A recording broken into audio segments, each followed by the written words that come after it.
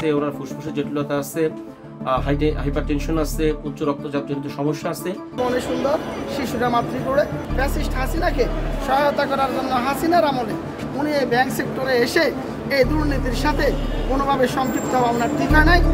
ঢাকা বিশ্ববিদ্যালয়ের সাবেক অধ্যাপক আবুল বারকাতের পরনে সাদা টি শার্ট আর নীল রঙের একটি ট্রাউজার, পায়ে তার চটি স্যান্ডেল। ঢাকা মহানগর দায়রা জজ আদালতের হাজতখানার দরজা খুলে আবুল বারাকাতের ডান হাত ধরে বের করে আনেন একজন পুলিশ সদস্য। সময় তখন বিকেল 5টা 50 মিনিট। তার দুহাতে কোনো হাত করা ছিল না, তবে তার ডান ও বাম হাত ধরে রাখেন দুজন পুলিশ কর্মকর্তা। অধ্যাপক আবুল বারাকাতের দুই হাত ধরেই দুজন পুলিশ কর্মকর্তা প্রিজন ভ্যানের কাছে নিয়ে যান। আবুল বারাকাতকে যে প্রিজন ভ্যানে ঢোকানো হয় তার সামনে দাঁড়িয়েছিলেন তার বেশ কয়েকজন শুভানুধ্যায়ী। প্রিজন ভ্যানের ভেতরে যাওয়ার পর আবুল বারকাত তার মাস্কটি খুলে ফেলেন। তখন দেখা যায় আবুল বারকাতের মুখে খোঁচা খোঁচা দাড়ি, চোখে মুখে বিষণ্ণতার ছাপ।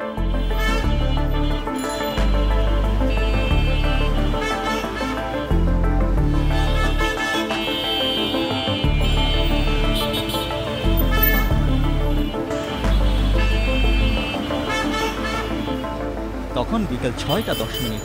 আবুল বারকাতকে বহনকারী প্রিজন ভ্যানটি ঢাকার চিফ মেট্রোপলিটন ম্যাজিস্ট্রেট আদালতের হাজতখানার দিকে রওনা হয়।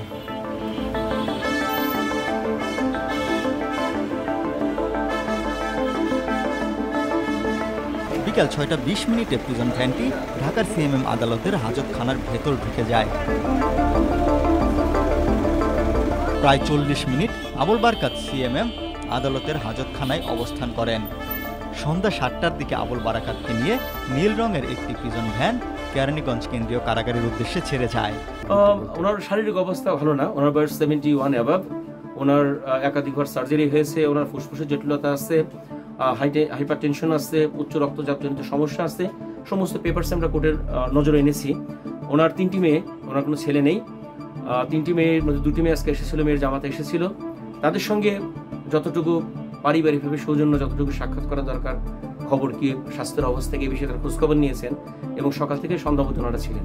অধ্যাপক আবুল বারাকাত স্যারকে আনা হয়েছিল। কি অভিযোগ তার বিরুদ্ধে? আবুল বারাকাত সাহেবের বিরুদ্ধে অভিযোগ হচ্ছে উনি চেয়ারম্যান থাকা অবস্থায় লোনটাকে যে উনি অনুমোদন দিয়েছেন, অনুমোদন দেওয়ার ক্ষেত্রে উনি কিছু বিধিমালার ভায়োলেট করেছেন। আর বিধিমালাটা হচ্ছে এই, উনি যে পরিমাণ লোনের জন্য স্যাংশন দিয়েছেন, সেই পরিমাণ লোনের যে পরিমাণ দেওয়ার উচিত ছিল ব্যাংকের টোটাল সার্বিক পরিস্থিতি অনুযায়ী, তার চেয়ে বেশি পরিমাণ লোন দেওয়া হয়েছে এবং এই লোনটা পরবর্তী পর্যায়ে আদায় হয়নি, আত্মসাৎ হয়েছে। মনে সুন্দর শিশুরা মাতৃগড়ে এই ডক্টর আবুল বারাকাত সাহেব আমাদের ঢাকা বিশ্ববিদ্যালয়ের শিক্ষক ছিলেন। উনি ঢাকা বিশ্ববিদ্যালয়ের শিক্ষকতা পেশাকে গুরুত্ব দেওয়া দরকার ছিল। ফ্যাসিস্ট হাসিনাকে সহায়তা করার জন্য হাসিনার আমলে উনি এই ব্যাংক সেক্টরে এসে এই দুর্নীতির সাথে কোনোভাবে সম্পৃক্ত হওয়া ওনার ঠিকানা নাই। ডক্টর আতিউর রহমান সাহেব বাংলাদেশ ব্যাংকের সাবেক গভর্নর, তিনিও ঢাকা বিশ্ববিদ্যালয়ের আমাদের একজন স্বনামধন্য শিক্ষক ছিলেন। তিনিও বাংলাদেশ ব্যাংকের গভর্নর থাকা অবস্থায় বাংলাদেশ ব্যাংকের হাজার হাজার কোটি টাকা লোপাট হয়ে গেছে।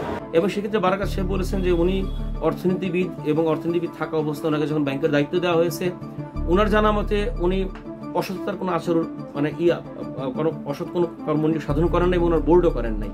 লার্নেড কোর্টের কথা হচ্ছে যে জনতা ব্যাংক সরকারি ব্যাংক, একসময় তার অবস্থা খুবই ভালো ছিল, প্রচুর গ্রাহক ছিল, কিন্তু পরবর্তী পর্যায়ে মিসম্যানেজমেন্টের কারণে এবং ব্যাড লোন দেওয়ার কারণে এই ব্যাংকের যে লিকুইডিটি পরিমাণ কিংবা ব্যাংকের যে স্বাচ্ছন্দ্য তারল্যের পরিমাণ থাকে, ব্যাংকের যে আলটিমেটলি একটা রাষ্ট্রীয় ব্যাংক যে পরিমাণ অর্থ তার থাকার কথা, সেই ব্যবস্থাপনাটা ভেঙে পড়েছে।